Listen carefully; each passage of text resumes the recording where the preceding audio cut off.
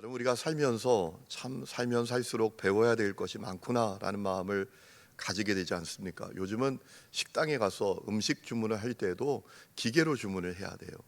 이게 또 글씨가 얼마나 작은지 그 주문하는 게 참 쉽지 않아요. 밥 먹으려면 기계로 음식 주문하는 것까지 다 배워야 합니다. 정말 쉽지 않습니다. 세상은 넓고 배워야 될 것은 너무나 많습니다. 그런데 여러분, 우리가 정말 확실하게 알아야 될 것이 있습니다. 무엇입니까? 내 자신의 한계입니다. 내 자신의 한계를 알아야 합니다. 사람들은 다 한계를 갖고 있습니다. 자기가 가진 힘과 능력의 한계가 있습니다. 지혜와 지식의 한계가 있습니다. 또 건강과 생명의 한계도 있지 않습니까? 이것은 절대로 부정할 수가 없습니다. 아니, 부정해선 안 됩니다. 이것을 부정하면 어려운 일이 생깁니다. 멈춰야 될 때 멈추지 못하고 물러서야 될 때 물러서지 못합니다. 경계선을 구분하지 못하게 됩니다.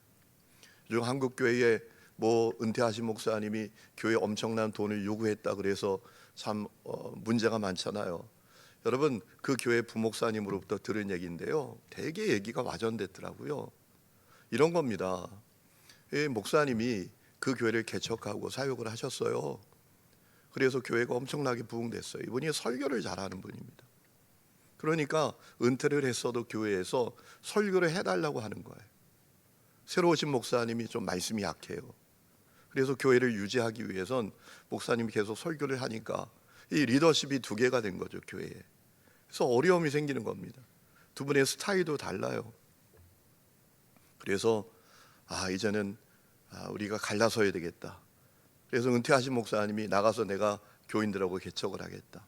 교인들 300~400명이 이제 목사님 따라서 나가서 우리가 새로 오신 목사님 너무 힘들다. 그래서 우리가 개척을 해야 되니까 이 문제가 벌어진 겁니다. 그래서 예배 초소를 마련하려면, 건물을 살려면 그 정도 돈이 필요하다. 이 얘기가 마치 은퇴하신 목사님이 돈을 요구했다, 이렇게 와전이 된 겁니다. 교회를 분립하려고 했던 거예요. 여러분, 근데 문제는 뭡니까? 은퇴했으면 물러서야죠. 그렇죠? 아무리 설교를 잘해도 성도들도 은퇴하셨으니까 이제 새로운 목사님 말씀 들어야지, 이러면 되잖아요. 하나님의 말씀은 다 똑같이 어떤 말씀은 훌륭하고 어떤 말씀은 훌륭하지 않습니까? 여러분, 그래서 UMC 미국 감리교회는 은퇴하면 이제 다른 지역에서 가서 은퇴하신 목사님이 살아야 되는 그런 법이 있을 정도입니다. 그 문제가 쉽지 않은 문제이기 때문에 여러분, 한계가 있습니다. 사람은 건강의 한계, 생명의 한계, 이게 있습니다. 이것을 인정하고 자각해야 합니다. 그렇지 않으면 경계선을 모르고 물러나야 될 때 물러나지 못하고, 또 그래서 어려운 일이 생기게 됩니다. 나도 힘들고 함께하는 사람들도 힘들어집니다. 여러분, 사람이 한계를 가진 것은 여호수아에게도 예외가 아니었습니다. 여호수아는 불굴의 믿음의 사람이었습니다. 하나님을 절대 신뢰하는 사람이었습니다. 여러분, 가나안 땅을 정탐하고 10명 정탐꾼이 돌아와서 한 보고가 뭡니까? 우리 그 땅에 못 간다. 거기 있는 사람에 비하면 우리 메뚜기다. 우리 이 광야에서 죽었다 라고 할 때 여호수아는 어떻게 반응합니다? 아니다. 그들은 강하지만 하나님이 우리와 함께 하신다. 우리는 갈 수 있다. 그렇기 때문에 그들은 우리의 밥이다 라고 할 불굴의 믿음의 사람이 여호수아였습니다. 그런데 그런 그에게도 한계가 있었습니다. 나이가 들어서 늙고 말았습니다. 오늘 1절에 서글픈 내용이 나오지 않습니까? 1절에 이런 말씀이 있죠. 여호수아가 나이가 많아 늙음에 라고 했습니다. 나이가 많아 늙었습니다.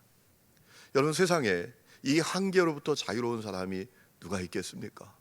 다 나이가 들고 약해지고 늙게 되는 것이지요. 자, 우리 교회 사역한 지 17년째가 됩니다. 그러다 보니까 성도들이 나이가 드는 것이 보입니다. 아니, 보이는 정도가 아니라 실감이 납니다. 제가 올 때 40대 중반이었던 분들이 지금은 60대가 되셨습니다. 50대 중반이었던 분들이 이제는 7순이 넘었습니다. 그러니 나이가 들어가시는 것이 그냥 보입니다. 실감이 납니다. 여러분, 세상에 나이 들고 늙어가는 한계로부터 예외된 사람이 누가 있겠습니까? 한 사람도 없지요. 여호수아도 예외가 아니었습니다. 여러분, 여호수아가 가나안 땅 정복하기 위해서 최선을 다하지 않습니까? 아이성 전투에 실패하고 다시 아이성 정복을 펼칠 때 그는 가장 선봉에 섭니다. 뒤에 숨지 않았어요. 지도자라고 뒤에 숨지 않았어요. 지휘관이라고 뒤에 숨지 않았어요. 군사들과 함께 진영에 함께 밤을 새웠습니다. 최선을 다합니다. 애를 썼습니다. 그런데 그렇게 최선을 다했지만 아직 정복하지 못한 지역이 있는 것입니다. 여러분, 그때 여호수아의 마음을 생각해 봅니다. 얼마나 아쉬웠을까? 얼마나 그 마음이 안타까웠을까? 아무리 최선을 다해도 안 되는 게 있는 겁니다. 아무리 힘쓰고 애써도 안 되는 게 있는 것을 그는 볼 수밖에 없는 것입니다. 여러분, 하나님께서 그런 여호수아의 마음을 아셨는지 그에게 찾아와서 하시는 말씀이 있습니다. 1절, 여호수아가 나이 많아 늙음에 여호와께서 그에게 이르시되 너는 나이가 많아 늙었고 얻을 땅이 매우 많이 남아 있도다. 이 말씀은 어떤 말씀이에요? 야, 여호수아, 아직 정복해야 될 땅이 많이 있는데, 정복하지 못한 땅이 많이 있는데 너 늙어서 어떡하냐, 이 얘기입니까? 그렇지 않습니다. 이것은 여호수아로 하여금 자기 자신의 한계를 인정하기를 하나님이 원하셨던 거예요. 여호수아도 한계가 분명한 인생임을 주님께서 깨우쳐 주신 것입니다. 그래서 낙심하지 않기를 원하셨던 거예요. 애달아하지 않기를 원하신 거예요.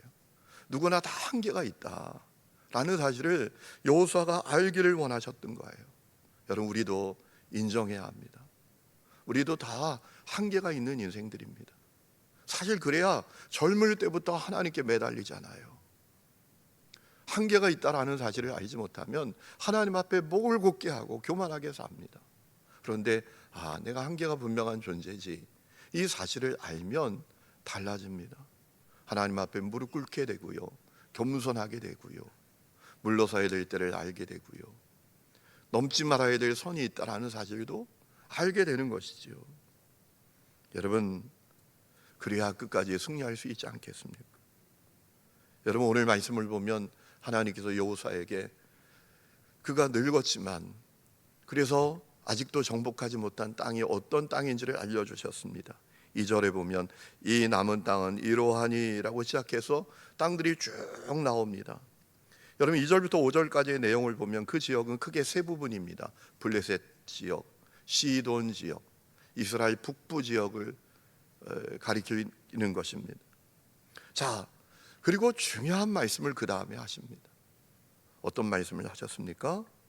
정복하지 못한 그 땅을 이스라엘 각 지파에게 분배하라라고 하셨어요. 여러분, 6절 말씀 보세요. 너는 내가 명령한 대로 그 땅을 이스라엘에게 분배하여 기업이 되게 하라라고 했습니다. 7절, 너는 이 땅을 9지파와 므낫세 반 지파에게 나누어 기업이 되게 하라라고 하셨습니다. 여러분, 모세가 살아있을 때 요단강 동쪽에 있는 땅을 주님께서 분배해 주셨잖아요. 루벤 지파, 갓 지파, 므낫세 반 지파에게 요단강 동쪽인 땅을 분배하지 않았습니까? 그러니 그 나머지 지파에게 요단강 서쪽에 있는 땅을 분배해 주라라는 얘기입니다. 여러분, 하나님께서 여호수아에게 지금 무슨 말씀을 하시는 걸까요? 이제 여호수아는 한계가 있습니다. 그는 늙었습니다. 그러니 그 여호수아를 이어서 다음 세대가 싸우게 하라라는 얘기입니다. 여러분, 여호수아가 나누어 준 땅은 정복한 땅이 아닙니다. 정복하지 않은 그 땅, 너가 나이가 많아 늙어서 너는 다 정복하지 못하지만 그러니까 너를 이어서 다음 세대가 싸우게 하라. 그러기 위해서 그들에게 그 땅을 다 나누어 줘라. 나누어 주고 싸우게 하라라는 거예요. 싸워서 정복하고 나누어 주는 게 아닙니다. 먼저 나누어 주고 그리고 각 지파별로 그 다음 세대들이 그 땅을 정복하도록 하라, 싸우게 하라, 이 말씀인 것입니다. 여러분, 정말 주목해야 될 말씀이 그 다음에 나옵니다. 주님 뭐라고 하십니까? 하나님께서 변함없이 싸우시겠다라는 거예요. 6절에 놓치지 말아야 될 말씀이 있습니다. 내가 그들을 이스라엘 자손 앞에서 쫓아내리니 너는 내가 명령한 대로 그 땅을 이스라엘에게 분배하여 기업이 되게 하라라고 했습니다. 여러분 주목하십시오. 기억하십시오. 하나님께서 그 땅을 그들에게 주시겠다라는 거예요. 아직 정복하지 못했지만 정복하게 해 주시겠다라는 거예요. 그 가나안 족속을 쫓아내게 해 주시겠다라는 거예요. 무슨 얘기입니까? 하나님께서 변함없이 너와 함께하며 싸워주셨던 것처럼 너 다음 세대에게도 함께하며 싸워주겠다라는 거예요. 여러분 이 말씀을 통해서 우리는 중요한 사실을 알 수 있습니다. 여러분 사람은 한계가 있어도 하나님은 한계가 없으신 분이십니다. 사람은 늙어요. 약해져요. 그런데 하나님이 약해지지 않습니다. 하나님은 변함이 없으십니다. 사람은 변해도 하나님은 변하지 아니하십니다. 세대는 달라져도 하나님의 능력, 역사, 신실하심은 변하지 않고 영원합니다. 세대는 달라져도 하나님의 약속은 변하지 않습니다. 여호수아, 너 이제 다 땅 정복하지 못했지만 너 이제 약해졌구나, 늙었구나. 너 그거 너무 애달아하지 마라. 힘들어하지 마라. 아쉬워하지 마라. 내가 너 다음 세대에게 함께 할 거야. 계속 싸워줄 거야. 나는 달라지지 않아. 내 약속도 달라지지 않아. 이 말씀인 거예요. 여러분 6절에 펜이 있으면 줄을 쳐 놓으세요. 내가 그들을 이스라엘 자손 앞에 쫓아낼 거다. 이 말씀은 그 말씀이에요. 나는 변하지 않는다. 나의 능력은 변하지 않는다. 너는 한계가 있지만 나는 한계가 없다. 내 약속은 틀림없다. 계속된다. 이 말씀인 거예요. 여러분 하나님께서 이스라엘 성도들과 함께 싸워주시고 가나안 땅을 주시는 이유가 뭡니까? 하나님께서 아브라함에게 약속하셨기 때문이죠. 창세기 12장 말씀을 보면 하나님께서 아브라함에게 찾아오시지 않습니까? 뭐라고 약속하십니까? 내가 너를 복이 되게 한다. 땅의 모든 족속이 너로 말미암아 복을 받는다. 너 이름을 창대하게 해준다. 내가 너로 큰 민족을 이루어주게 할 것이다.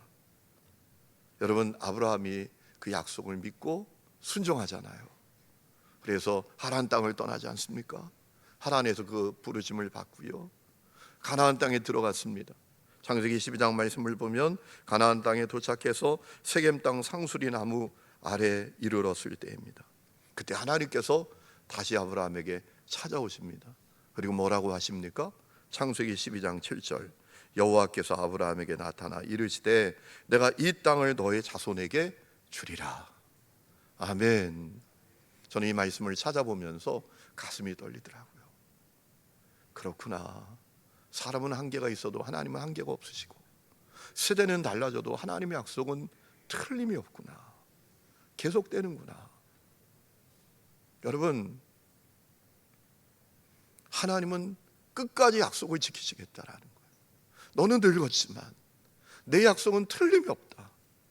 너 다음 세대와 내가 함께하며 싸워줄 것이고 이 땅을 얻게 하겠다. 여러분 하나님이 그 약속을 지키시지 않았습니까? 세대는 달라져도 하나님의 약속은 변하지 않았습니다.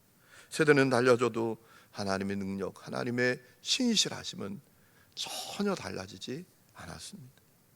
우리가 이것을 믿어야 합니다.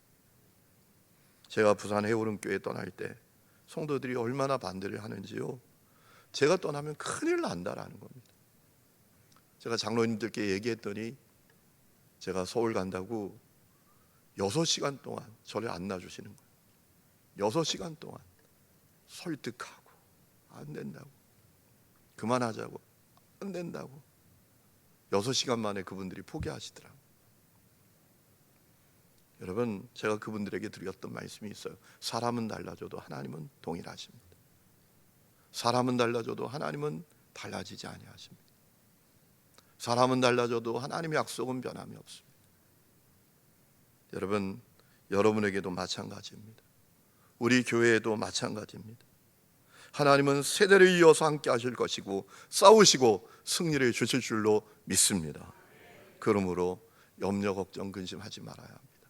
애달아하지 말아야 합니다. 낙심하지 말아야 합니다. 여러분, 핵심은 따로 있습니다. 무엇입니까? 우리 다음 세대가 변함없이 오직 하나님을 믿고 의지하는 것입니다. 전심 다해 하나님을 경외하는 것입니다. 여러분, 하나님은 오직 하나님 믿고 의지하고 신뢰하는 자들을 외면하지 않겠다고 약속하시지 않았습니까? 신명기 30장 19절에 이런 말씀이 있습니다. 내가 생명과 사망과 복과 저주를 내 앞에 두었은즉 너와 내 자손이 살기 위하여 생명을 택하고 내 하나님 여호와를 사랑하고 그의 말씀을 청종하며 또 그를 의지하라라고 했습니다. 무슨 얘기입니까? 오직 하나님 믿고 의지하면 살게 된다라는 겁니다. 복을 누리게 된다라는 것입니다. 그런데 안타깝게도 어떤 일이 일어났습니까?